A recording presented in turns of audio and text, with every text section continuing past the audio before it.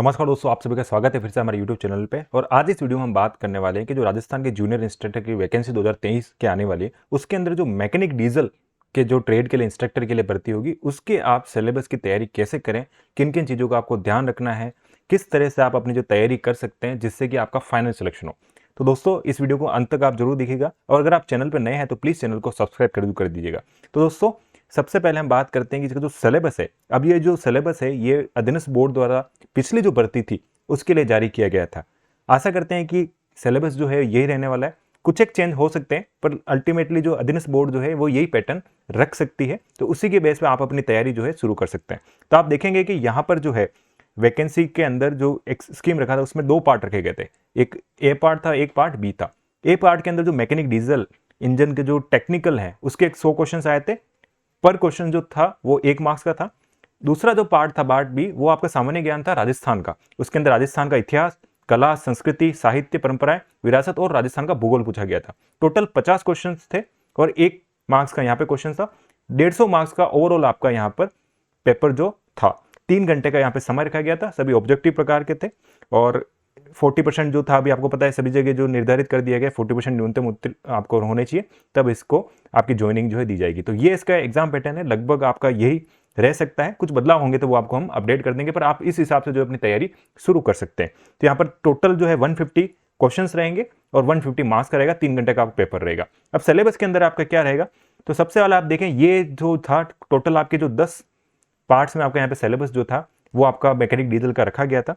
इसके अंदर हम बात करें स्टार्टिंग में, तो सबसे पहले आप देखें यहाँ पे occupational safety and health, energy conversation, engine, petrol और डीजल इनके कंपोनेंट क्या क्या होते हैं, वाल ट्रेन के बारे में, पिस्टन, कनेक्टिंग रोड उसके बारे में, crankshaft, camshaft, engine bearing, flywheel, vibration rubber. तो यहाँ पर क्या था, जो क्वेश्चंस आए थे पिछले पेपर के, हम प्रीवियस पेपर भी जो है वो भी एक वीडियो की लेकर आएंगे जिसमें आपको मैकेनिक डीजल का जो पुराना पेपर था वो हम सोल्व करेंगे आपके लिए, ताकि आपको आइडिया लग जाए। तो इनमें सिंपल जो बेसिक क्वेश्चन थे वो पूछे गए थे, क्योंकि यहाँ पर मिनिमम क्वालिफिकेशन क्या थी, आईटी थी। तो उसके लिए मिनिमम जो था उसी हिसाब से भाई क्रैंक शाफ्ट का जो मटेरियल क्या होता है, क्या काम करता है, ये सारे बेसिक क्वेश्चन थे।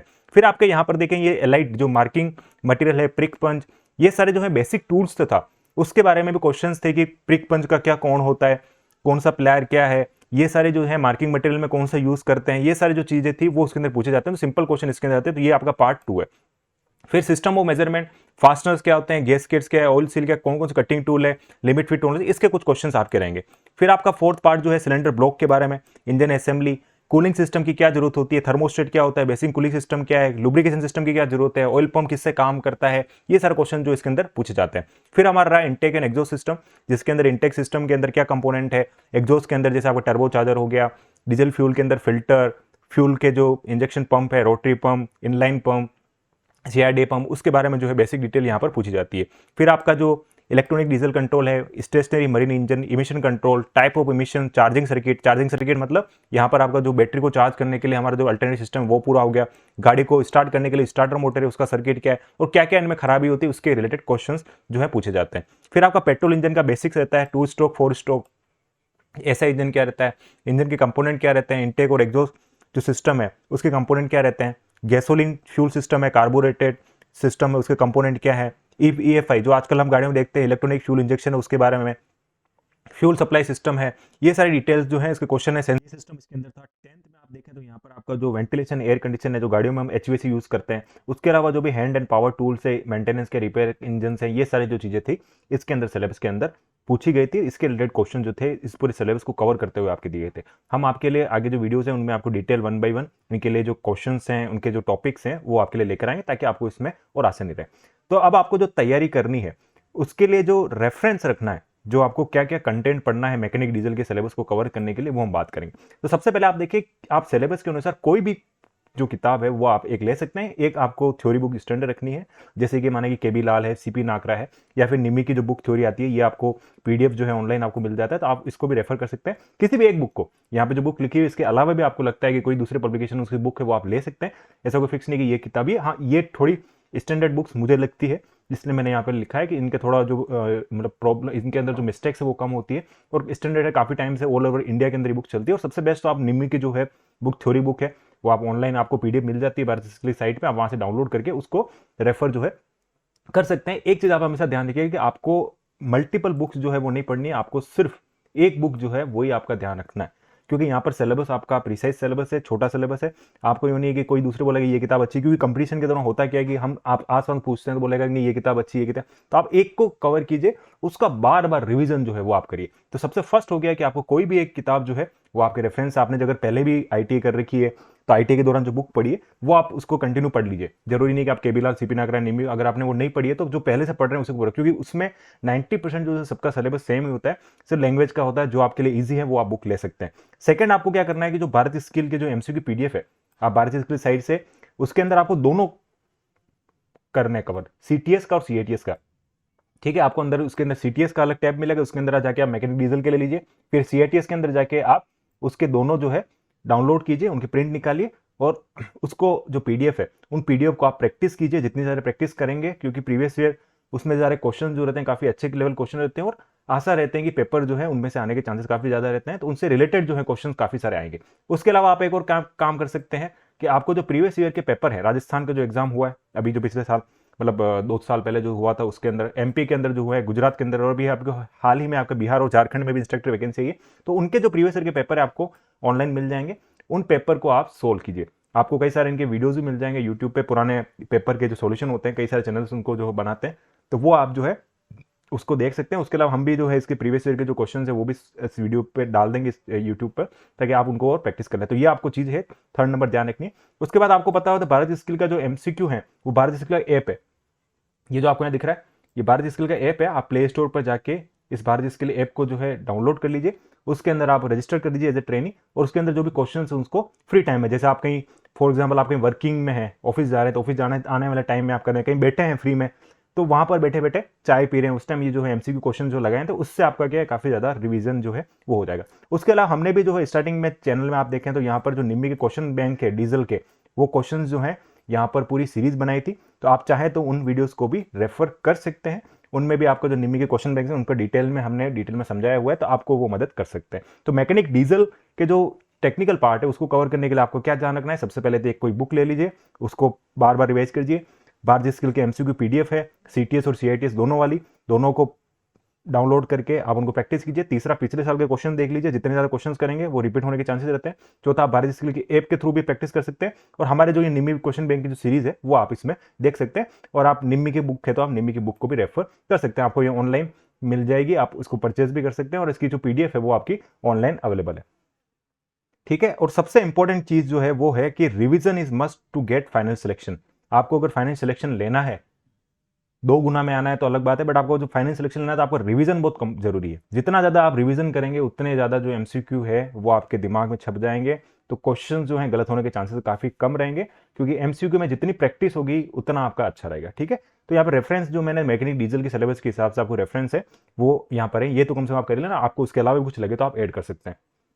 फिर हम देखते हैं कि सामान्य ज्ञान जो हमारा जीके है, उस जीके के अंदर आप देखेंगे तो यहाँ पर राजस्थान का जो इतिहास है, उसके अलावा जो कला संस्कृति साहित्य है, तो ये सारे हैं। अब राजस्थान का जो जीके है, जो पढ़ रहा है, उन अगर पहले से नहीं पढ़ा है तो उनको मैं बता दूं कि राजस्थान का जीके थोड़ा वास्ट रहता है। हमें पता है कि जीके काफी ज्यादा जो है जीके के टॉपिक्स रहते हैं, काफी बड़ा सिलेबस जो है राजस्थान जीके का रहता है।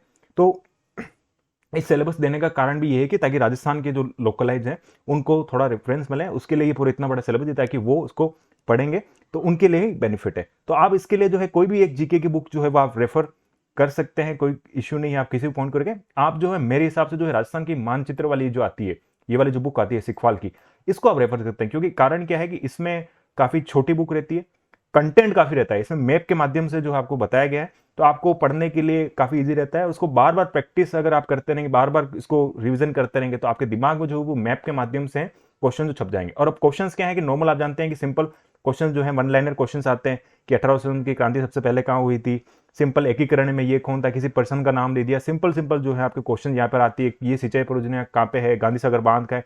ऐसे सिंपल जो है ज्योग्राफी के क्वेश्चन आपके रहते हैं, कौन सा एनएच है, तो ये सिंपल जो क्वेश्चन है आप पिछले साल के पेपर को देखोगे तो आपको आइडिया लग जाएगा। तो आपको ये सिखवाल जो है ये आपकी रहती है। इसके अलावा आपको कोई जीके की किसी भी पब्लिकेशन की आपने बुक पढ़ रखी है तो उसको आप रिवाइज कर लें। अगर आप फर्स्ट टाइम करने जा रहे हैं तो आप राजस्थान मानचित्र वाली जो है इससे आप कर लीजिए, ये आपके लिए सफिशिएंट रहेगी, क्योंकि इस तरह के जो पेपर है उसके लिए ये सर्वे। अगर आप कोई दूसरा जैसे एग्जाम के करते हैं आर्य समाज के लिए, उनके लिए तो थोड़ा अलग टाइप का पढ़ना पड़ता है, बट यहाँ पर ठीक है, इस तरह के ऑब्जेक्टिव को सोल्व करने के लिए राजस्थान मानचित्र वाली काफी बेस्ट है। मैं आपको रेफर करूंगा कि ये आप पढ़ सकते हैं। उसके अलावा आप क्या करते हैं राजस्थान जीके के लिए कि जितने भी आपके आरपीएससी और आरएसएसएमबी के जो भी पुराने साल के पेपर हुए, जेईएन के आपके पेपर हुए हैं, दूसरे आपके कई सारे एग्जाम जो है पिछले 2-3 सालों में हुए, तो वो जो प्रीवियस ईयर के क्वेश्चंस आप देख सकते हैं, इनके ऑनलाइन वीडियोस मिलते हैं, वो आप देख सकते हैं।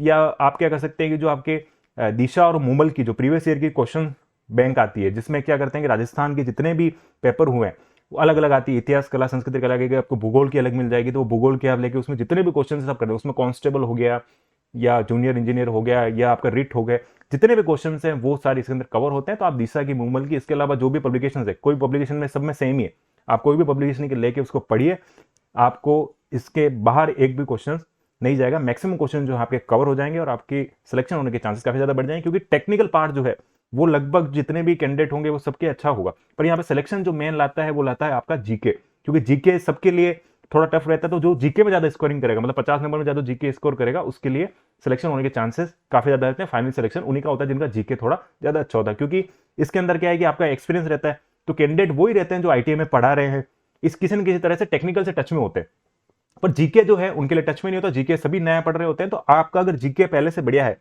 तो आप इसमें अच्छा स्कोर कर पाएंगे। तो यहां पर इस वीडियो में हमने कोशिश की कि आपको मैकेनिक डीजल के जितने भी टेक्निकल पार्ट को कैसे पढ़ना है, आपको जीके कैसा पढ़ना है, उसके बारे में बात की। इसके अलावा भी आपको कुछ एड ऑन पॉइंट लगता है तो आप करिए, पर हाँ ये मिनिमम आप कर लेंगे तो आपके सिलेक्शन होने के चांसेस ज्यादा रहेंगे। अब वैकेंसी कब आती है ये देखते हैं कि अभी कितने टाइम में आती है, बट आप तैयारी जो शुरू कर लीजिए, क्योंकि अभी क्या हो रहा है कि एग्जाम कई बार क्या आता है कि वैकेंसी आने के कुछ ही महीनों में, 2-3 महीने में आपको एग्जाम करा, तो उस टाइम फिर आपको टाइम नहीं मिला। अगर आप वर्किंग में हैं तो आप अभी से थोड़ा थोड़ा जो है करें, इन सारे जो रेफरेंस मैंने दिए उनको आप देखते रहें, जिससे क्या है कि आपकी जो तैयारी है एक मॉडरेट लेवल तक चल जाएगी, और फिर एग्जाम से पहले आप भले छोड़ के तैयारी करें, 1 महीना जो है गैप लेके फिर आप कंटिन्यू जो रेगुलर तैयारी करेंगे तो आपको फायदा मिल जाएगा। तो दोस्तों आज की वीडियो में हमने मैकेनिक डीजल के बारे में बात की। ऐसे मैं और भी वीडियो पब्लिश करूंगा जिसके अंदर दूसरी ट्रेड्स के बारे में भी इंफॉर्मेशन जो है वो मैं आपके लिए लाकर इस वीडियो के माध्यम से शेयर करूंगा। तो दोस्तों आपको ये वीडियो कैसा लगा कमेंट करके जरूर बताइएगा। अगर आपको फिर भी किसी प्रकार का डाउट है तो प्लीज कमेंट करके हमें बताइएगा। तो आज की वीडियो को करते हैं ये, मिलते हैं एक और नए वीडियो के साथ। Till the time stay safe, stay healthy. जय हिंद।